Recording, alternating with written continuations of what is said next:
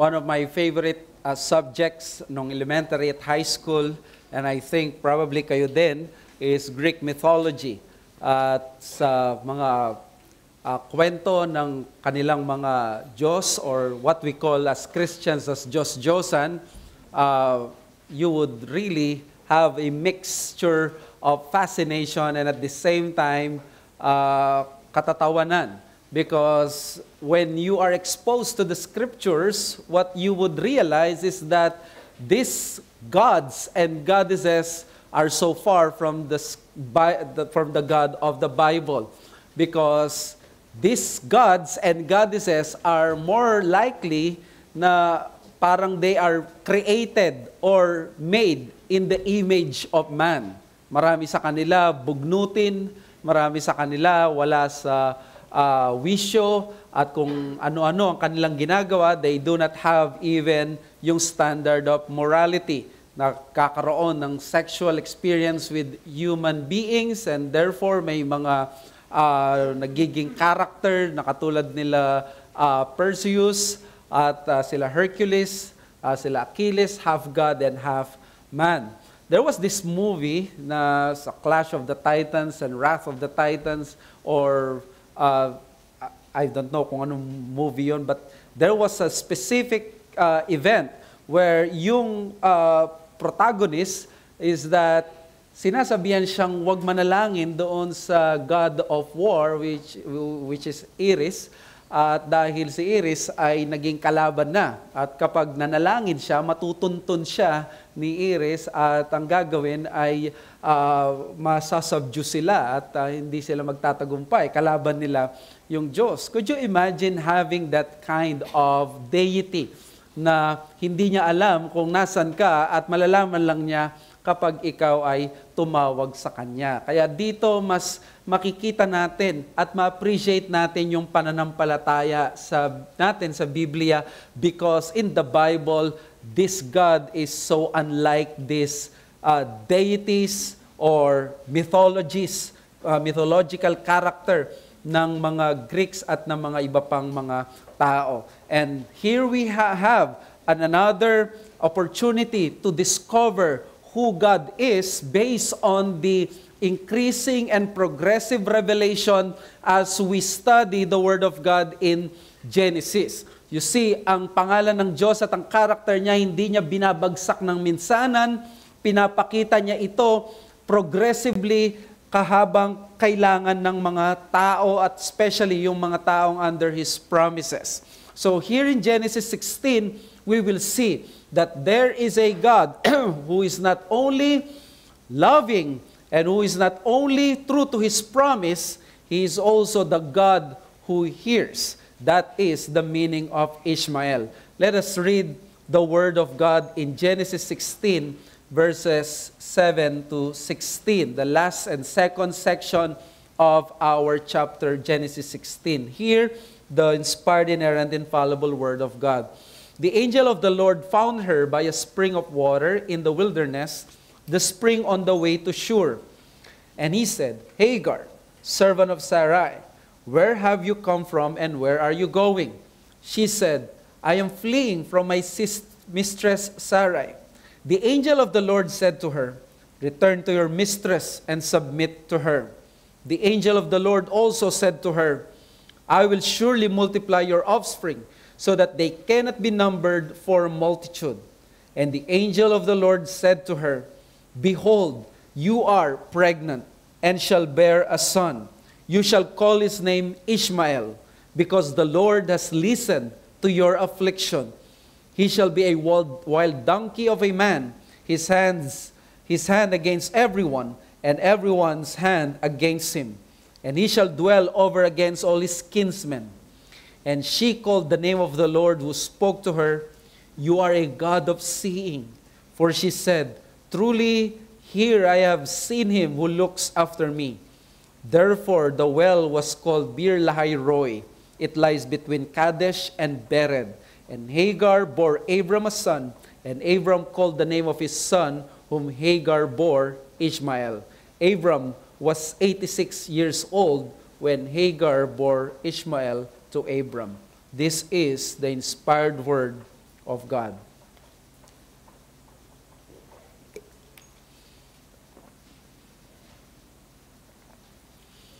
Genesis 16 is a new section doon sa Abrahamic narrative.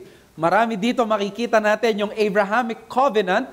Pwede nating sabihin that this is the Abrahamic promises and Abrahamic unfaithfulness because this is the waiting game para kay Abram.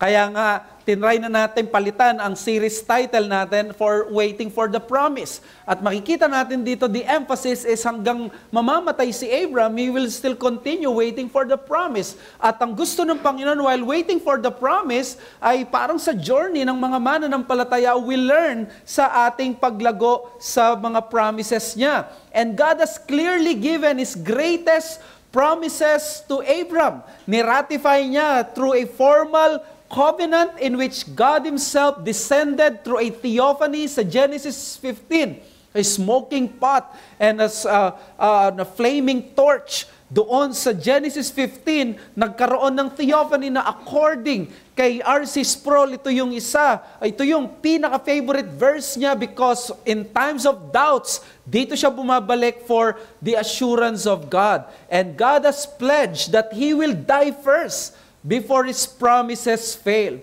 Therefore, alam niyo, ang Genesis 16 is actually a letdown for all of us. Dito makikita natin, very discouraging ang chapter kung titingnan mo. Ang chapter na ito, iniisip natin sana mamamayagpag sa pananampalataya si Abram. Magpapakitang gilas na siya, di na kailanman magdududa. At ito yung sanang chapter na makikita natin siyang magko-commit siya sa pinakamalaki at magko-commit siya para sa Panginoon. Yet, what we see here ay baligtad. We will see in Genesis 16 yung pinakamalaki at pinaka-consequential blunder in Abraham's life at aapektuhan nito ang buong kasaysayan ng mga tao. Si Abram at si Sarai, they have grown impatient with the Lord's promises and after 10 years, parang wala pa rin nangyayari. So dito, gagamitin niya yung human craftiness nila via the mother, yung surrogacy na ipoprovide ng slave na si Hagar. So Genesis 16 is really a case in point where we must be reminded that he that stands, take heed lest he fall. Yung tao na after ng kanyang victory, magiging siya ay confident, probably, but you see in Genesis 16, there is a great downfall for our father of faith. At makikita din natin dito, yung great faith and patience ng Panginoon, pero imbes na sila ay parusahan lahat, makikita din natin ang kabutihan ng Diyos na ipagkakalob especially kay Hagar. So dito, since Abram and Sarai failed, the result is what we see right now na nangyayari sa Middle East. Ang mga anak ni Hagar at ang mga anak ni Sarai naglalaban. Nagkakaroon ngayon ng digmaan and for thousands of years, nangyayari na yon sa Middle East. And here is the day one of all those conflicts na kahit sinong expert na politician at political analyst, walang makakapagbigay solusyon because napakahaba at napakatagal na ng problemang ito. And here is the very first start ng kanilang conflict or yung pinagmulan ng conflict. In Genesis 16:1-6, yung power couple natin, they grew impatient with the Lord. At anong ginawa ni Sarai? She offered her servant Hagar kay Abram. At ito yung pinaka-basic custom para isolve ng mga barren wives ang kanilang problema, and that is surrogate motherhood. This is cultural but it is not biblical. Sabi ng mga iba, wala naman daw sa text na masama ang ginawa ni Abram. Wala naman explicitly na kinondemn siya ng Diyos. Pero alam nyo, sumisigaw ang text doon sa allusion at parallelism na nangyari sa Garden of Eden. Di ba ganito rin ang nangyari sa Garden of Eden? Si Adam naging complicit siya sa pagmamando ng kanyang asawa at anong nangyari? It resulted sa isang masamang bagay. Dito makikita natin, gusto nilang tulungan ng Diyos. Ang makapangyarihan na Diyos ay nais nilang pakialamanan ang kanyang divine promises gamit ang kanilang puny and weak hands of man. So instead of getting the desired results na mag-asawang ito, look what happened. Sarah had wanted good thing that will come from this, but instead, she would receive contempt, jealousy, envy, anger, hatred, and a whole new world of complication na magtotorture hindi lang sa kanila, kundi pati sa mga tao sa buong mundo hanggang ngayon. Sirang relasyon at napakagulong pamilya ang magiging resulta. That's why last week we said that human solutions to divine problems don't make things better for God's people, they only complicate them. And now, pupunta na tayo sa second part ng narrative na makikita natin dito, quickly the tables will turn to show to us kung paano kabilis yung pagko-complicate ng kasalanan sa mga bagay-bagay. Remember, as I've said last week, these three characters, they are all villains in the story. Only God and His grace are the ones that will truly shine in the narrative. Tingnan nyo, nagsiselos itong si Sarai. Itong si Hagar, hinamak niya si Sarai. Itong si Abram, napaka-passive ng kanyang leadership. And later on, we find Hagar fleeing from her mistress si Sarai. Sabi sa verse 6, then Sarai dealt harshly with her and she fled from her. So itong verses 7 to 16 is what we call the second part of the chapter. Alam nyo, ito yung crucial part dito sa chapter na ito because verses 7 to 16 will explain yung conflict sa verses 1 to 6. Siguro tatanungin natin paano nangyari na yung 7 to 16 would be the answer to the problem doon sa 1 to 6. Ano ba yung tinutukoy ko dito? Well, bigyan ko lang kayo ng mabilis na point of view. Sa 16:1 to 6, ano ba nangyari? Nagreklamo tong si Sarai. Low-key complaint. Ang sabi niya sa verse 2, the Lord has prevented me from bearing children. So obviously in distress and she was wanting a child. But you see, what we find out is that Sarai took a path that is so common and relatable sa atin. Katulad natin, pinili niya yung natural, madali at pangtaong paraan. At ano naging result? In 16:1 to 6, pinakita sa atin na puro sakit ang naranasan niya at complications sa mga bagay-bagay. But what happens now in our passage? In verses 7 to 16, ano yung pinakita ng Diyos? The passage is filled with address of angel of the Lord and his conversation kay Hagar. Punong-puno ito ng mga pangalan patungkol sa Diyos doon sa lugar ng well Beer-lahai-roi. Binigyan pa ng pangalan yung bata, he will be called Ishmael, which means God hears. So, ano yung pinapakita ng verses 7 to 16? Well, again, gusto ko kayong makita ninyo ang ganitong point of view. Ano bang problema sa verses 1 to 6? Ang problema sa verses 1 to 6, si Sarai nagtatanong, Lord, ano na nangyari sa promise? Where is the Lord? 10 years na. Wala pa ang fulfillment. Ang malinaw, yes, magkakaanak nga si Abram, pero tulad ng nasabi natin na last time, di naman nakasaad explicitly kung saan manggagaling yung bata. Wala namang sinabi kung sa pamamagitan ni Sarai. O eto, kasalanan nito ng Diyos, ginawa niya akong baog. Sabi siguro ni Sarai, total, wala naman pala ako sa picture. Bakit nakalimutan na ako ng Diyos? Siguro sinasabi ni Sarai, tara, gawa na tayo ng paraan. Probably God does not even consider me. Siguro, ina-encourage siya sa una ni Abram. Sabi niya, maghintay tayo sa Diyos. O maghintay kasi may salita ang Diyos sa iyo. Ang salita ng Diyos sa iyo is that magkakaroon ka ng son, hindi si Eliezer ang magiging heir mo, your son. Pero nasan ako? Wala ako sa story. Wala akong papel. at baog pa ako. Anong ibig sabihin nito? Probably, magkakaroon ka ng anak. Not through me. Siguro wala ako doon. Siguro hindi ako, God doesn't even care kung kasama ako doon. Now, verses 7 to 16, our passage is the answer of Yahweh to those kind of problems and questions sa verses 1 to 6. So we ask, totoo ba? Totoo bang walang pakialam si Yahweh kay Sarai? Totoo ba na siya ay manhid sa nararamdaman ni Sarai? Totoo ba na walang pakialam ang Diyos sa nararamdaman ni Sarai? Totoo ba na wala ka maaasahan mula sa Diyos dahil walang binanggit patungkol kay Sarai? Well, you see, in our passage, hindi yun ang totoo. The answer in our present passage is a big no.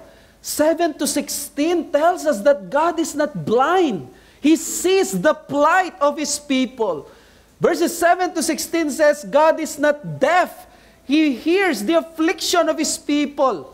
Yung hindi naranasan ni Sarai, ipapakita sa verse 7 to 16, ipaparanas ngayon ng Diyos doon sa babae na hindi pangalan ay Sarai.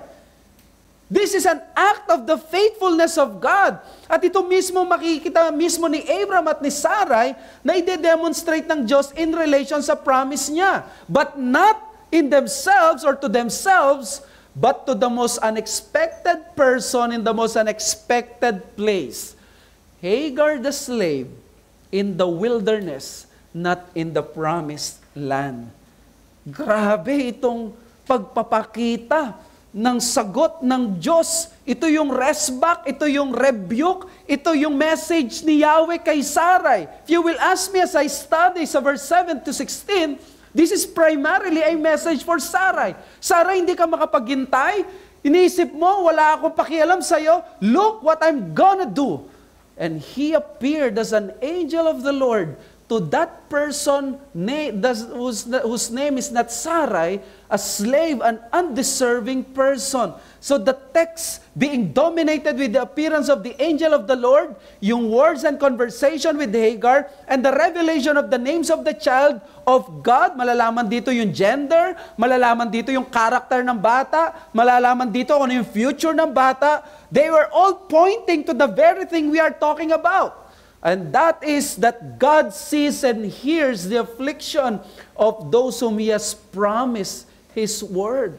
In other words, our passage is a rebuke to Sarai and a reminder to all members of the covenant community na gagawin ang ginawa ni Sarai, na gagawa ng sariling paraan at aasa sa sariling talino, hindi sa mga pangako ng Diyos.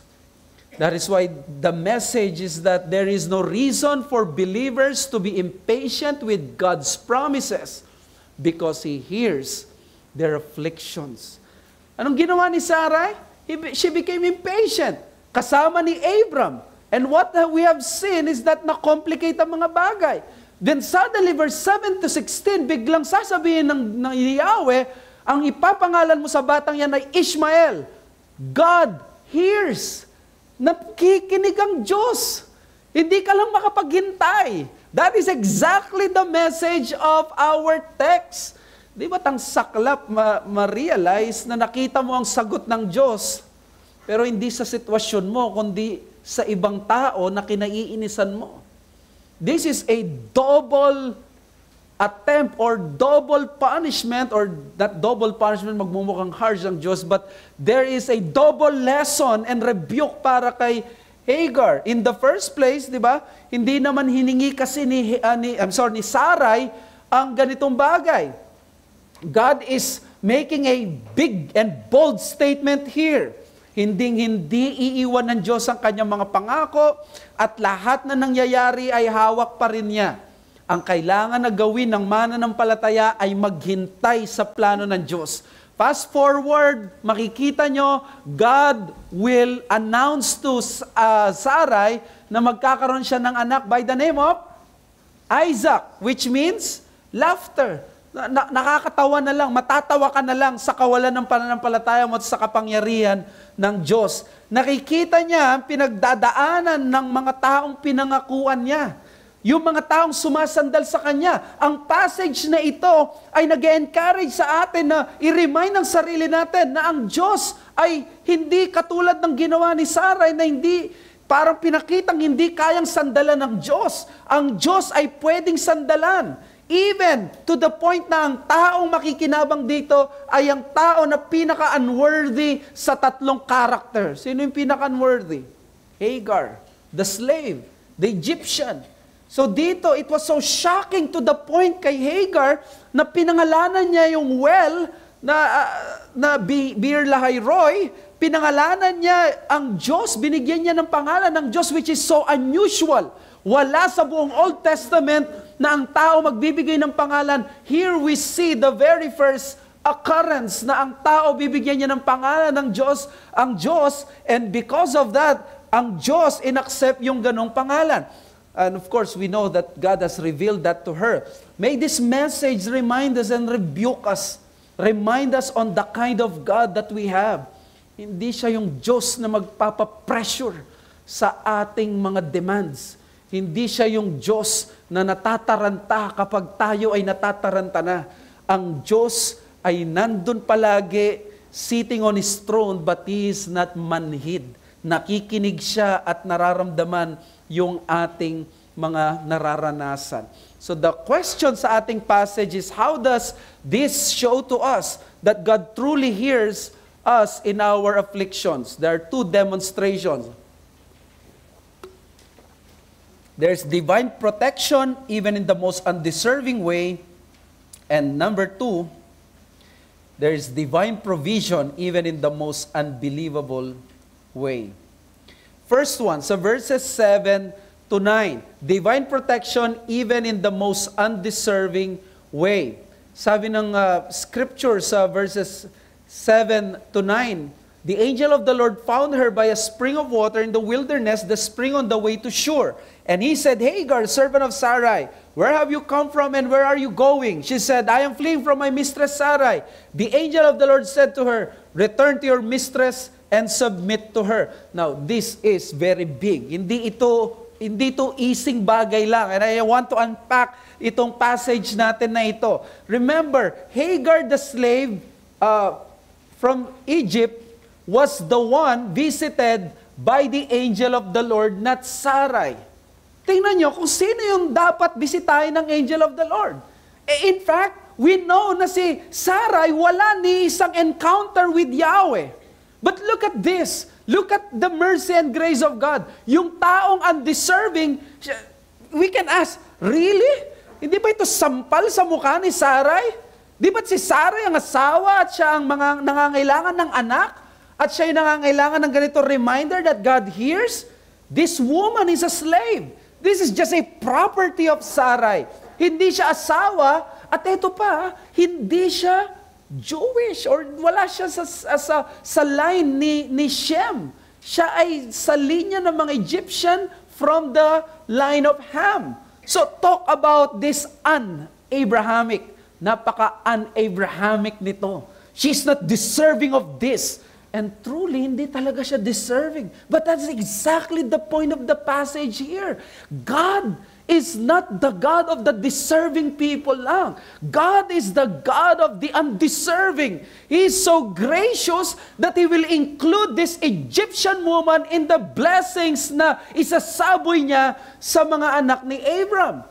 And God truly hears, especially the afflicted and the abused and the hurting. Ganyan ipapakita ni Yahweh sa ating text. Tingnan nyo, sa verse 7 pa lang. The angel of the Lord found her by the spring of water.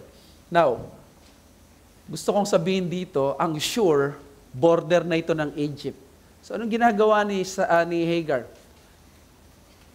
Ano ba ginagawa ng mga taong pinapalayas? Di ba, umuuwi. Probably si Hagar ay regalo ni Pharaoh, nakuha nila na servant nung nasa Egypt sila, and now, ngayon uuwi siya. Gusto na niyang bumalik. So ang gagawin ni Hagar dito ay very na very important. She would want to go home to her family, to her country, to her Hamitic lineage, away from the shadows of anything about Abraham and all the promises of God. But you see, tingnan mong ginawa ng Diyos. Bigla siyang sinakote, bigla siyang sinundo, bigla siyang pinuntahan ng Diyos doon sa Shur. At kung ikaw si Hagar, ba talaga magugulat ka? Yung pangangalanan mo talaga. Bakit? Sinong nagtatrato sa mga servant na katulad niya? She is just a property. Walang tao na maghahabol sa kanya. Much more isang anghel. Much more isang Christophany. One of the greatest appearances and one of the most fortunate or most blessed persons who ever lived. I see Hagar. Could you imagine having this kind of biblical record? Christophany. Not even yung kanyang mistress ay may Christophany. Nandun na siya, malayo na siya, nandun na siya sure. At kung pregnant siya, di ba sa atin ngayon, sumakay lang yung buntis, sumakay lang ng tricycle, nag-aalala, baka makunan na. Ito, nagbiyahe pa, papuntang Shur sa Egypt. I mean, syempre, iba-iba ang mga cases natin, kaya may ganung legitimate na pag-aalala madalas. But Hagar is obviously wanting to go home. Pero ang sabi ng Diyos, hindi. Dahil dala-dala niya ang anak ni Abram, and while being thirsty, tired, exhausted, the angel of the Lord found her. This is an extreme act of grace. Alam niyo, ang angel of the Lord, this is 58 times sa Old Testament binanggit, 11 times as angel of God. Most ang usage, syempre, is angel of the Lord. Sa Hebrew, malak of Yahweh. Ang malak of Yahweh, kung tayo makakarinig, edi angel, maraming angel ang Panginoon. But the problem is this, yung angel na ito, hindi katulad ng theophany na flaming torch na inanimate object or apoy lang, katulad din sa Exodus 4 kay Moses na burning bush. This is an angel. At huwag niyong isipin nakapakpak. Usually, mga nagpapakita noon, yung mga angel, wala naman mga pakpak ito, most likely. No? Or kung meron man, we do not know. Ang alam natin ay mga cherubim ang may ganon. But let's see. In other words, nasa human form sila. Okay lang sana, they are angel of the Lord. But the problem is this. Sa verse 13, ang sabi ng Bible, so she called the name of the Lord who spoke to her. Narinig mo yung text, ang sabi niya, she called the name of the Lord who spoke to her. Sino nakipag-usap kay Hagar? The Lord. At yung Lord dyan ay yung tetragrammaton, that is Yahweh. In other words, ang angel of the Lord usually, according sa mga scholars, is what we call a Christophany, the pre-incarnate appearance of the second person of the Trinity, na hindi lang siya ordinaryong anghel kasi tinuturing siyang Diyos. At ito, nagpakita si Christ, nagpakita ang Diyos mismo kay Hagar because of this situation. Hagar recognized that it is God who was appearing to her. And using that Christian interpretive grid, we know that any human appearance of God is what we call today a Christophany. Na si Sarah hindi nabigyan ng ganitong privilege. Napaka-huge nito. But God came to the afflicted. Sa verse 8, makikita natin si Hagar, she was the servant of Sarai. Tinanong siya ng angel of the Lord, where have you come from? And where are you going? Ito yung mga typical conversation sa mga encounters, di ba? Sa Bible, kapag sila ay mayroong gustong ipahatid na message ang Diyos. At sinabi ni Hagar, I am fleeing from my mistress Sarai. And what do you see here? Si Hagar ay isang tao na halos wala nang matakbuhan. At sinabi niya na siya ay inaabuso nitong kanyang mistress na si Sarai. But sabi sa verse 9, knowing full well, the angel of the Lord said to her, return to your mistress and submit to her. Remember, napaka-forceful at napaka-authoritative ng pananalita ng angel of the Lord. This is not an ordinary angel. At nandun, kilala niya itong si Hagar. At nasan siya? Nasa border na siya ng Egypt. But you see, doon sa border ng Egypt, doon sa taong hindi dapat kausapin, even ng tao, rebellious, God chose to appear not to Abram or Sarai, but to a woman, slave called Hagar. And this is a big message sa ating New Covenant believers. Even in the remotest of places and difficult of situations, God is there, near to the broken-hearted. You see, ito yung may-emphasize natin dito. Ang Panginoon, nakita niya itong taong ito, pinigil niya sa mga panahon na wala na siyang pag-asa. Kanino siya tatakbo? Walang binanggit dyan na may kasama ba siya? Walang binanggit dyan na may pamilya siyang babalikan. Pero you see, the angel of the Lord was there. At sinabi niya na, pinakita niya na ang Diyos nagre-rescue siya doon. Paano siya ni-rescue? Sabi niya, bumalik ka sa iyong mistress. Now, this is an act of faith. Nung sinabi niyang bumalik ka sa mistress mo, hindi niya sinabi na, teka muna, babaguhin ko yung puso ni Sarai. No, she obeyed the commandment ng angel of the Lord. You see, makikita natin dito na nagkaroon ng pagtitiwala ngayon si Hagar doon sa Diyos na nakilala niya. So, this encounter with the angel of the Lord is very life-changing para kay Hagar. Now, why is that? Remember this, mga kapatid. Ang difference ng Diyos when He hears, kaysa sa atin na naririnig natin, I hear you, is not simply auditory. When God says He hears, He is already fulfilling yung needs ng kanyang tao. He is already in the act of supplying that need. Kung paano when it says, God remembers the people of Israel, it is not merely recollection, but it is actually the actual sending of the Savior sa Israel. What is hearing pa lang sa atin, God is already doing and supplying this. Ang Diyos, ang knowledge niya ay omniscient at it meant to terrify the wicked. But look at this, ang ganitong omniscience ng Diyos, it brought comfort to a person na broken-hearted. The omniscience of God is not a terror to the hurting. It is a balm of comfort. Ganito ang blessing ng Diyos sa mga afflicted. Binibigay niya kahit hindi karapat-dapat sa kanila. Pwede namang gawin ng Diyos, nakalimutan na lang tong si Hagar. After all, si Ishmael, hindi siya yung rightful heir ni Abram.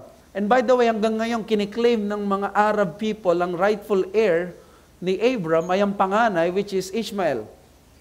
The only reason kaya tayo naniniwala na hindi ganun yon because of the Bible. The Bible says ang rightful heir ay si Isaac.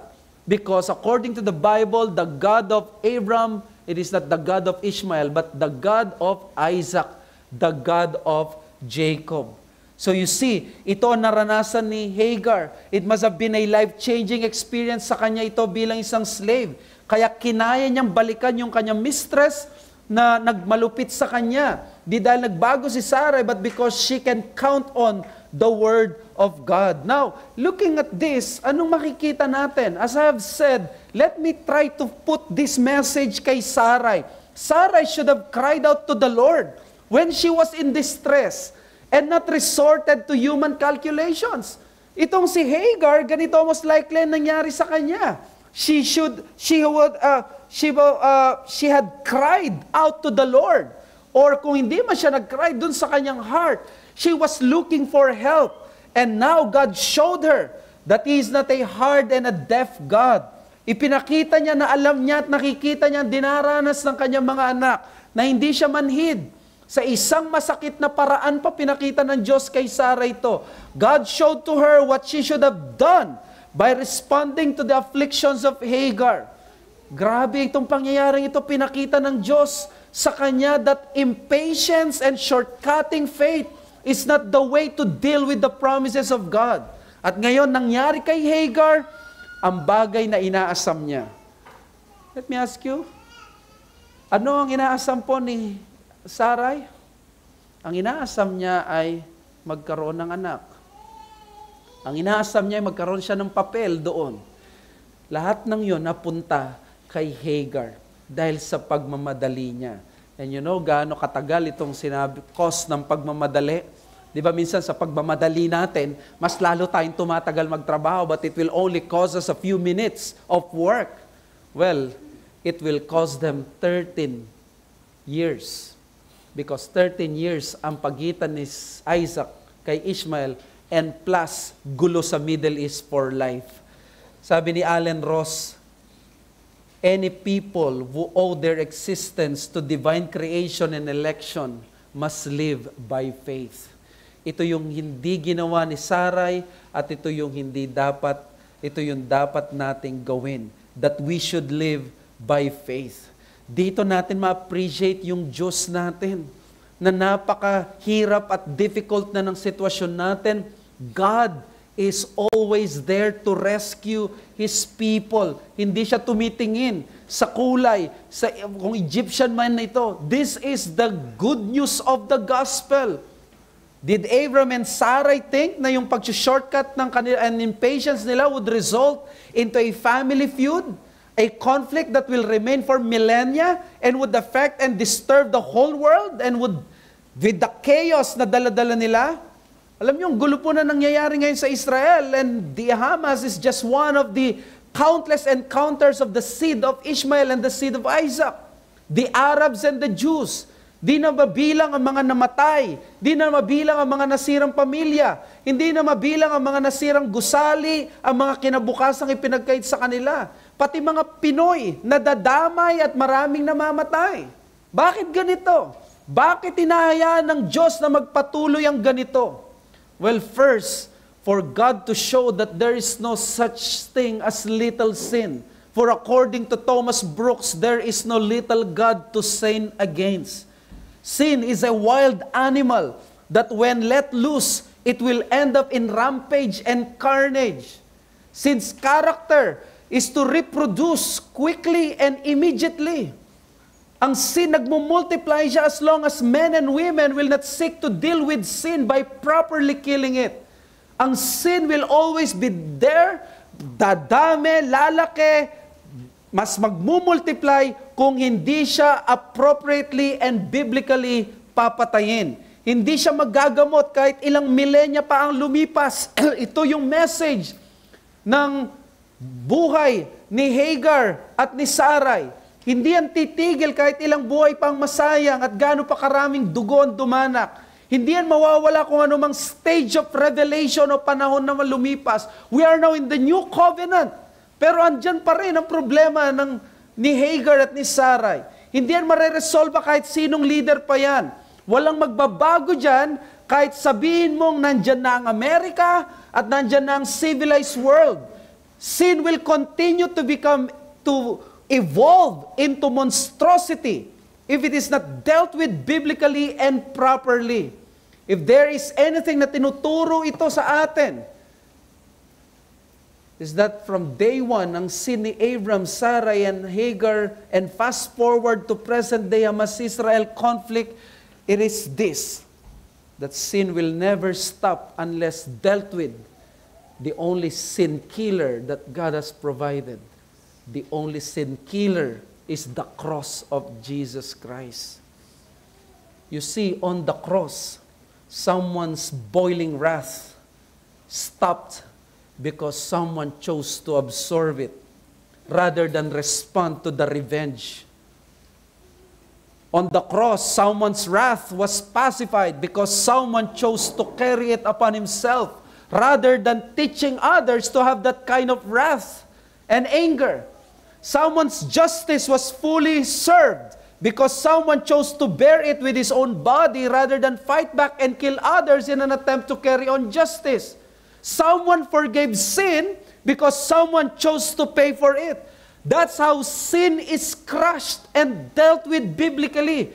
Ganyan ang pinapakita ng passage ng Bible, paano patayin ang kasalanan. Ang kasalanan mamamatay kapag idinala yan sa paanan ng krus ng Panginoon. Kung saan ang pagkagawa ng kasalanan nila, they responded in true repentance and forgiveness, and then they raised their children in the fear of God. Sin would have been dealt with, pero hindi. As we read Genesis, Alam nyo bang lalala ang away ng Hagar at ni Sarai? To the point na lumalaki itong si Ishmael at siya yung parang feeling niya ay siya yung panganay, siya yung tagapagmana, hanggang isang araw palalayasin na lamang sila forever, at doon matutupad ang sinabi ng prophecy about Ishmael that he will be a Bedouin man against all his neighbors. Now, you see mga kapatid, we see in Genesis, umabot na ng 2023 ngayon ng conflict, pero wala pang resolution. Walang resolution hanggat hindi madideal with yan sa krus ni Jesucristo. Hanggang magre-respond ng anger to anger, at sin for sin, at revenge, at peace in the Middle East will only be a dream. But the gospel of Jesus Christ is the only thing that can truly unite men and women, for in the church there is no Jew or Greek, Israeli or Palestinian. All are in Christ Jesus, belonging in the family of God. You see, mas beautiful itong God who hears because of the gospel. Because of the gospel, it is very clear that God does not only hear Israel, He also hears Palestinian who cry out to Him. Ito yung blessing ng gospel ng Panginoong Yesus. At pinakita na niya sa Genesis 16 yung gospel na yon, that even Hagar was visited by this gospel. And here we have, even in the most remotest and difficult of situations, God is there for those people. Kanino ngayong kakampi ang Diyos? Sa Israel or sa Palestinian? That is a question na may kinalaman sa text natin. But under the new covenant promises of God, God sees them and gives them the message of reconciliation and forgiveness. Ang mapapatawad ay hindi kung sino yung side ng Palestinian o Israel, kundi yung nasa side ng new covenant people of God. That is why there is now here a blessing sa atin. Kung ganito ang Panginoon, even sa conflict ng Israeli or Palestinian, which I included dito sa ating passage, let me say that the challenge here is wherever you are in your spiritual state, do not resort to man, but cry out to God in Christ.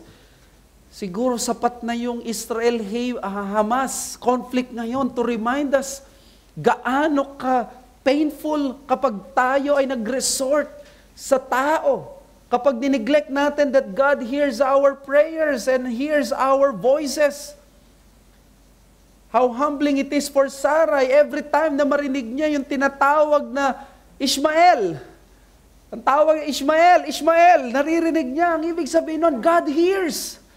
In other words, huwag kang mag-resort sa human ways and wisdom. Be patient and trust God because God hears. Because Ishmael, God hears. Ma-remind ka sa mga times na di ka nagtiwala sa Diyos.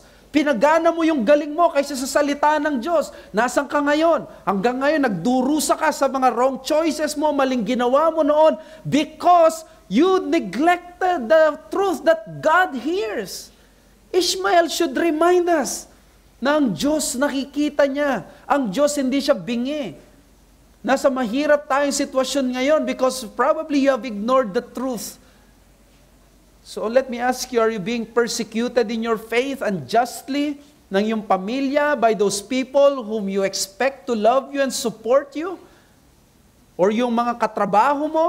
Be patient and remember Sarai. The moment na nag-respond ka by doing the shortcut and easy way of rebellion or tempting the prospect of simply running away will not solve your problems, but only complicate your situations and delay the appropriate solution. Mas ipipaint ang testimony mo badly. Idadamay ang church mo, especially ang pastor mo. I-highlight ang isang mali to minimize yung kanilang 1,000 instances of wrongdoing sa'yo. Ganyan ang mundo. You can never trust their wisdom. Pag ginawa mo, sinunod mo yung wisdom nila, sila yung unang tatawa sa'yo. Kapag sinabi, sama ka sa amin, walang makakaalam. Kinabukasan alam na yan ng mga kapatid mo sa pananampalataya. This is the way of the world. And the same thing applies kung may naninira sa'yo sa work. May boss ka na pahirap sa'yo. Sometimes you are tempted to go on sa sarili mong karunungan. Paano ka ba kikita ng pera? Paano ka ba mapopromote? Paano mo ba makukuha ito? Sometimes you are tempted to go this. But Ishmael says, God hears. God hears your prayer. May needs ka. May inaasam ka. Let Ishmael remind you that God is not silent. God is there listening to you. The moment na nag-resort ka sa paninira, paglaban, sa mga boss mo, sa anuman, those many years you have tried to build, your good testimony will just be gone because they pound on your mistake. How encouraging it is for Hagar every time na tawagin niya yung kanyang anak, Ishmael, God hears. Ma-remind ka na sa mga panahon na nagkasala ka, nakipagsabwatan ka sa iba para mag-commit ka ng kasalanan sa Diyos. Pumatol ka sa wicked deeds ng ibang tao, dumating ang pag-ani ng kasalanan, it resulted to a great harvest of difficulty, pain, and affliction. Pero kahit naghihirap ka dahil sa sarili mong kasalanan at katigasan ng ulo, ikaw ay umiyak at tumawag sa Diyos. Tignan mo, katulad ka ni Hagar, despite your many sins, you realize, Ishmael, God heard you. Encouragement ngayon sa iyo ito, na kung darating ang mga episodes of afflictions and even chastisements because of your own sinful doings, the right course is not to walk away. Yung passage na ito is telling us, we do not walk away. We go to God. We cry out to the Lord. After all, siya yung nakakaalam. Nung ang mga disciples dumating kay Christ at sabi niya, will you also go away? Anong sabi nila, Lord? Sabi niya, to whom shall we go? Sabi ni Peter, thou hast the words of eternal life. I mean, that is an apologetic answer. That is a polemic answer. May nagyayaya sa'yo na iwan mo si Kristo? You answer, to whom shall we go? Christ has the words of eternal life. Pwede akong ma-offend sa taong ito. Pwede akong hindi ma-bless sa lahat ng mga members. But that doesn't mean that I have to turn my back on Christianity because to whom shall I go? Saan ka pupunta? Saan mo i-spend ang buhay mo? Saan mo ilalagak ang lakas mo? Sa Panginoon lang. Because God hears you. God hears. So if God hears and sees, meron naman itong kabila na application. Huwag mong gawin ito na parang susuway ka because ang omniscience ng Diyos is a comfort to the saint, but this is a terrifying truth to those who sin against His will. Tignan nyo, yung desert is where God gave Hagar the comfort. But it is the same desert where God punished Israel for 40 long years. Huwag mong abusuhin ang attribute ng Diyos. You take comfort, but fear Him. Now, pwede ba ako mag-address din dito sa ating kalagayan bilang Reformed Covenantalists? You should thank God for having a Christ-centered approach sa ating theology, especially in eschatology. Imagine if you're preaching the new covenant blessings. Ikaw ay nasa isang Baptist church, nagpipreach ka. Ang new covenant blessing ay reconciliation and forgiveness. Then at the same time, bigla kang nagpo-post sa social media, you want to declare, Israel, neutralize ang buong Palestinians. Dapat i-neutralize silang lahat. Paano kung may Palestinian na pumunta sa church mo? At ang doktrina mo yon? Do you see the inconsistency? You see, because Christ came, the message of the church is not anymore the Old Testament conquest. That the nation of Israel should conquer at kailangan ganito ang gawin niya. But the new covenant message of the God's gospel is reconciliation and forgiveness. I'm not saying hindi tayo kakampi sa Israel. There must be justice, must be pursued. Kung merong terrorist attack, therefore kailangan ng justice i-pursue. Yes, there may be even a possibility of just war. But if you are a Reformed Christian, you do not say, para sa isang bansa lang ako, because ang bansang ito, ang pangalan niya ay ganito. There is no covenant nation in the Middle East. The covenant nation is this. At ang sino man nasa iglesia ay part ng covenant people of God.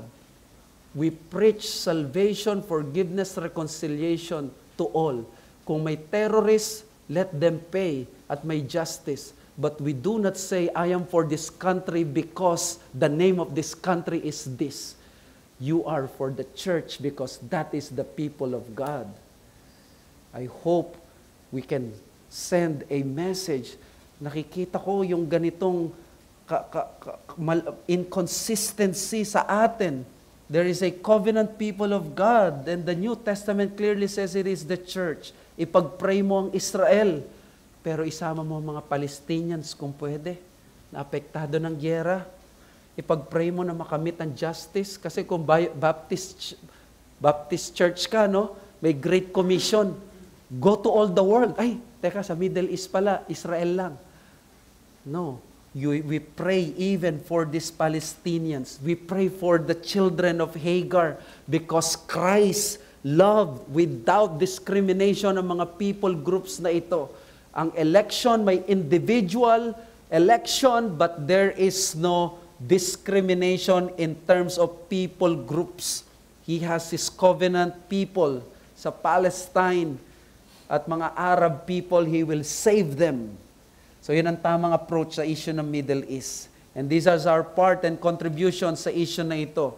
Knowing that it is both the parents of Arabs and Jews that have blundered here. Sina Abram at Sarai, ang mga nagkamali dito kasama si Hagar. The advice also we give to others was that, sabi ng angel of the Lord, bumalik ka sa mistress mo.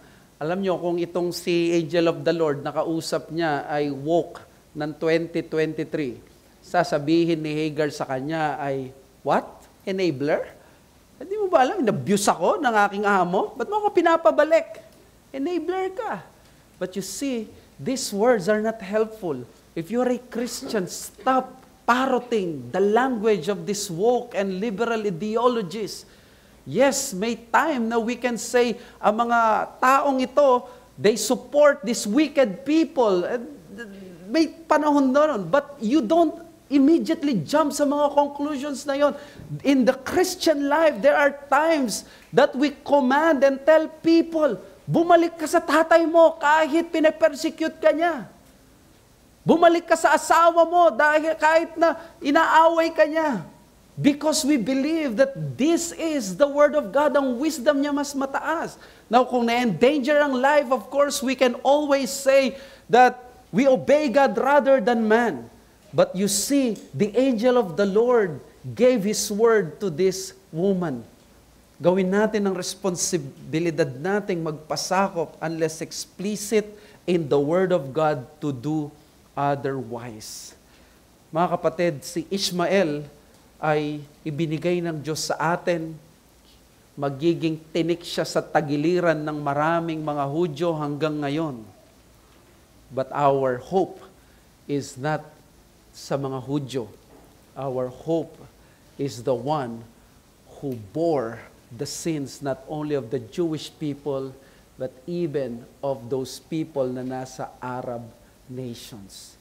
Ganito kaganda ang gospel natin, that even sa panahon na undeserving ang isang katulad ni Hagar, ibibigyan siya ng ganong proteksyon ng Diyos. May nakikita ka bang undeserving na tao, pero pinagpapala ng Diyos? Praise the Lord, who is abundantly gracious. Ganyan ang Panginoong Diyos natin. He hears and He rescues. Ikaw ba ay may pagpapala mula sa Diyos at undeserving ka? Sinasabi mo, ay lumapit ka kay Kristo. Yan ang divine protection niya. Pinagkakaloob niya kahit sa mga hindi karapat-dapat. Sa maraming mga taon sa panahon nila Martin Luther, napakarami niyang na-accomplish. Pero nung siya'y namatay, ang nakita sa kanyang lagi, sa kanyang gamit o sa suot niya ay ang isang maliit na papel na may nakasulat, We are all beggars, and this is true. At yan ang isang posture ng isang mananampalataya. Beggar lamang ng biyaya ng Diyos. Undeserving in many ways, but the Lord will grant to us that protection. At kung ikaw ay wala pa kay Kristo, let me introduce to you this.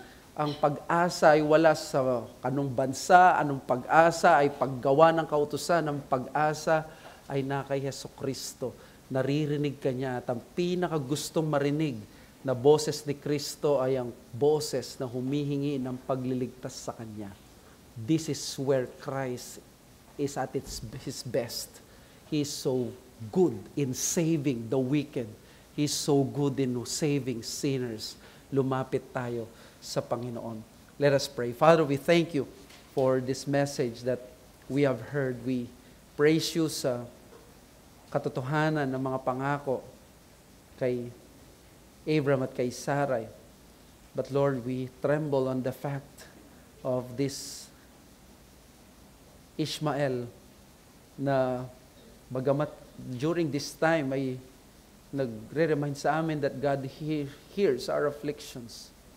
But Lord, on the other hand, this is a terrifying truth, especially when we come to the rest of the passage wherein he will be called as a person who will always be against his neighbors. Oh Lord, ang mga promises mo because of our sins, dinadagdagan namin ng mga weeds. Have mercy upon us. And saan man kami ngayon, may we have that blessing of comfort from your word na lumapit kami sa inyo. We thank you. We ask this in Jesus' name. Amen.